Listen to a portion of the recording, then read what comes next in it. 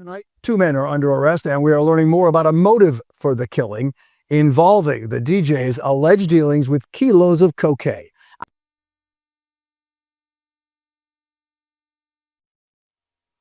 Los Angeles, 1995, the Christmas season.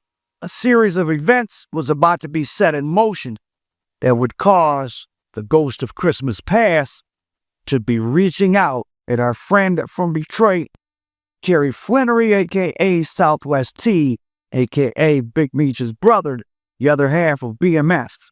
And it all started Jam Master Jay. Please welcome Jam Master Jay.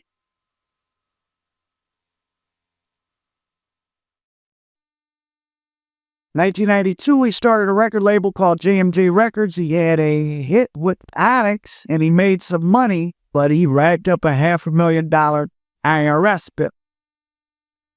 So it's December of 95, and Jam Master Jay has touched down in Gangland, LA, with Skoon, the guy who put up 30 G's for them to get in the game, and an executive from JMJ Records. That was Jam Master Jay's record label that he started.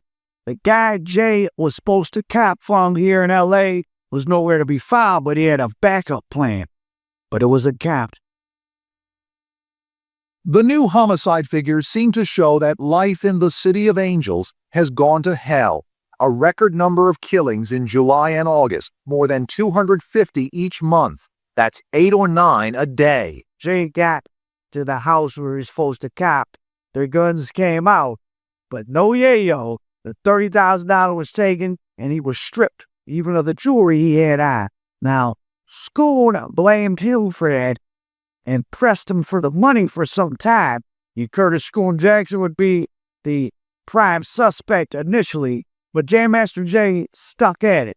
And in '98, he kind of caught a break. Run DMC got a new record deal from Arista, and he was able to pay off his IRS tab. But of course, he had built up kind of an expensive lifestyle. He was supporting his mother, different family members around the country. He had the studio, so he still needed to be in the game, and he's floating around LA. And at some point, it's unclear as of yet, he supposedly meets a guy he refers to as Uncle. That's what he's telling his crew the guy's name is. And he might have been introduced to him one night at a nightclub, of course, when you're in LA, and of course, when you're someone like Jam Master Jay and I kind of hip-hop, lots of people want to say, oh, here's Jam Master Jay, and these guys get friendly, and of course, pretty quickly, the conversation turns to, what do you do for a living?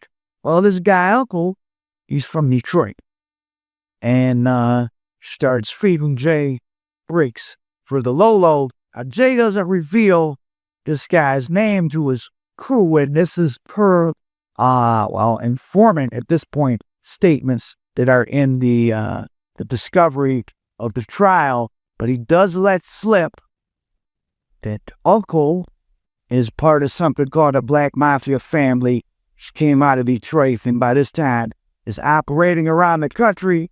And of course, Uncle turns out to be Southwest T, according to the prosecutor's story.